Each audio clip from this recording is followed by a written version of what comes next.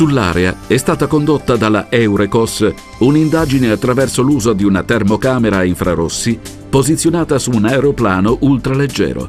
Evidenziando le differenze di temperatura e quindi il grado di umidità nel suolo, questo metodo ci permette di ricostruire delle mappe precise delle zone di risorgiva.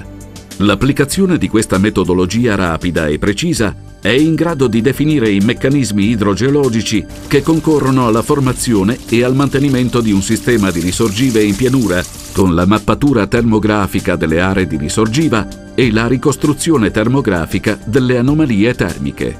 Questo studio ha applicato i metodi termografici e GPR. In particolare, il metodo termografico è stato impiegato per lo studio delle anomalie termiche determinate dalla risalita delle acque fino alla superficie. La termografia è stata supportata da rilievi GPR per la mappatura della stratigrafia del suolo prossimo alla superficie e alla ricostruzione e correlazione dei livelli che permettono la risalita delle acque.